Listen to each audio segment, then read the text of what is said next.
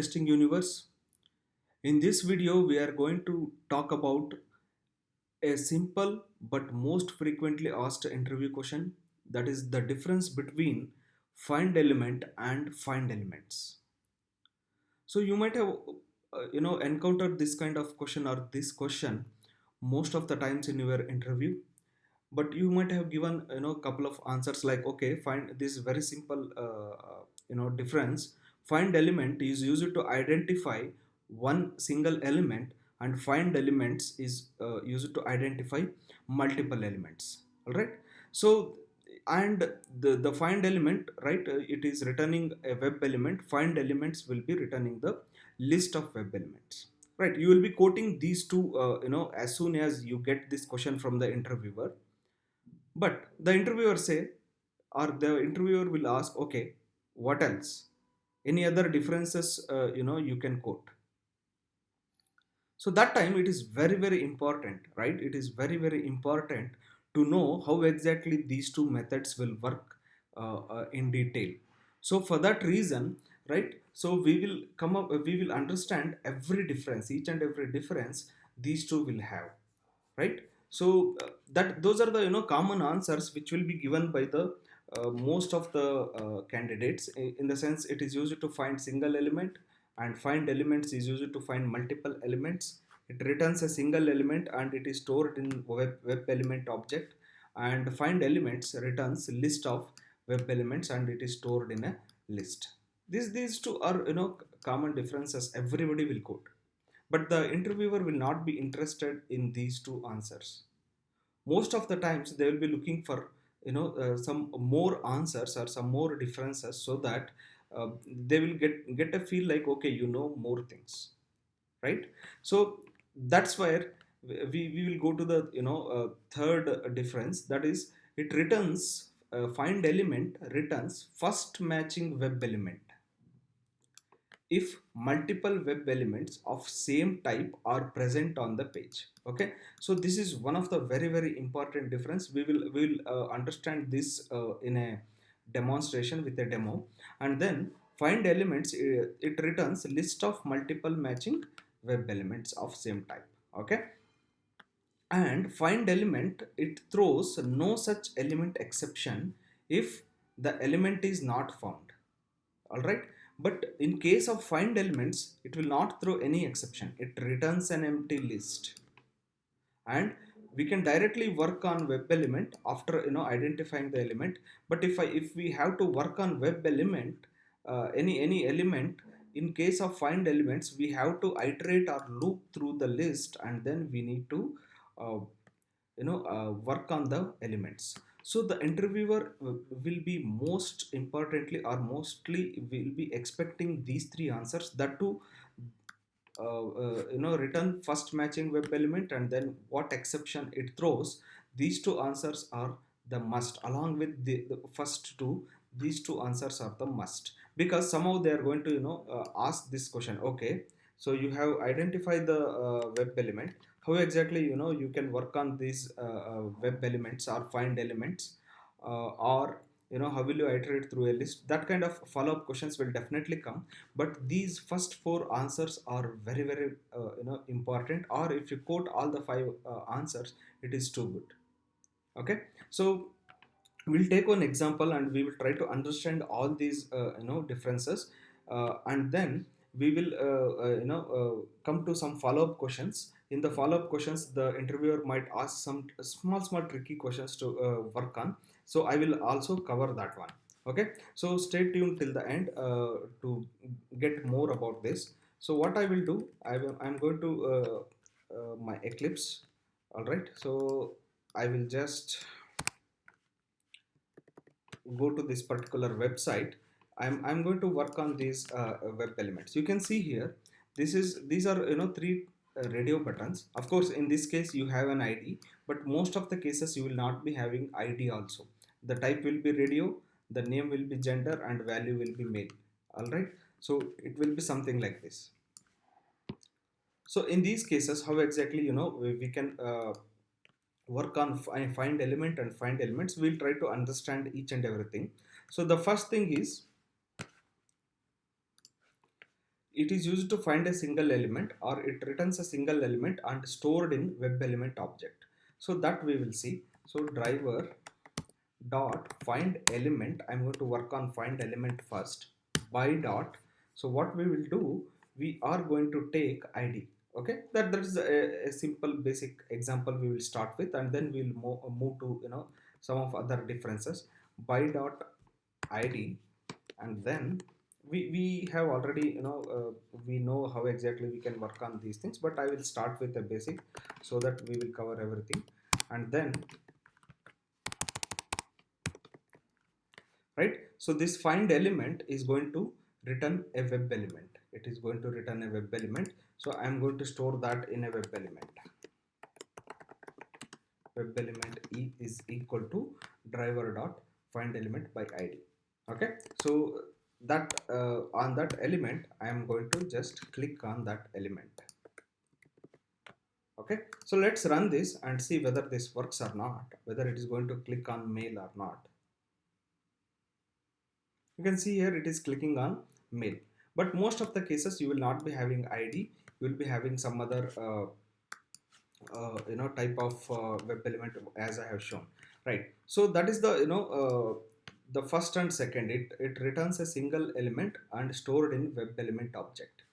Okay, that is find element. So find elements returns list of elements and stored in the list. So what we will do, we are going to find elements now. So what I will do, I am going to comment this code. I'm going to comment this code.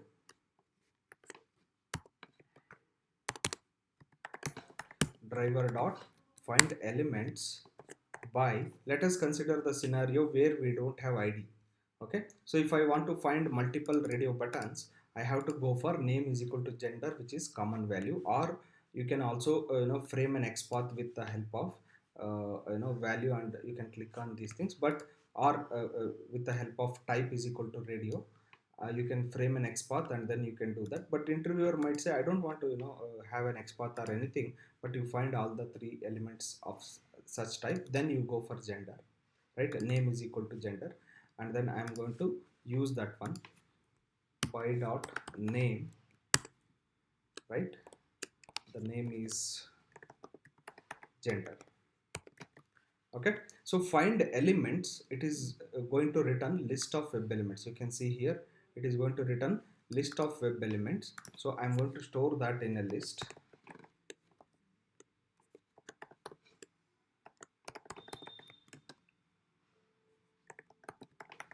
Gender is equal to, okay, so driver dot find elements by name gender.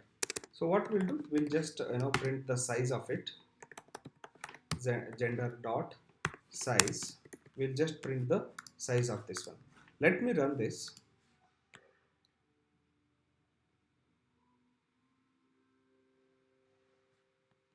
You can see here the size is 3. Okay, so there are 3 web elements of type input, right? 1, 2 and 3, and it is displaying 3 here. So that is the the second difference, right? The third difference is it returns the first matching web element if multiple web elements of same type are present on the page. Let's say, okay, so these three are the web elements, and then I am going to use find element. I am going to use find element, but in this case I will not use id because there is no id. Let us assume that there is no id, there is a gender. Okay, and I am going to click on the web element. So this particular line of code, this particular find element by name gender line of code should click on the radio button, which is male, because that is the first element which is identified by find element. So let us see this, whether it is going to click on male or not.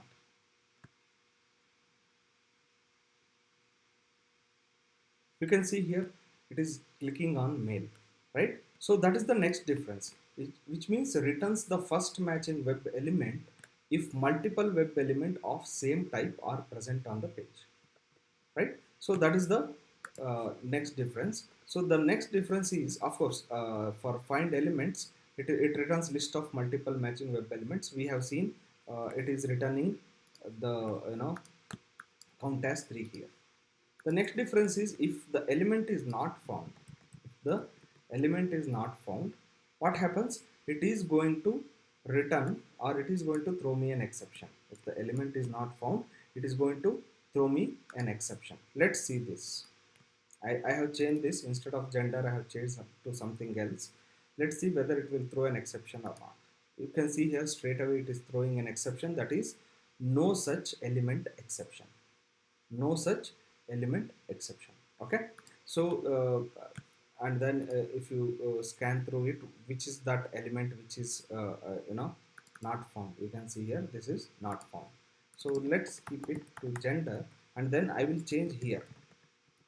In case of find elements, right, as we have seen, it should not throw an exception. It should give me an empty list. Empty list means the size is 0. Okay. So let me run this.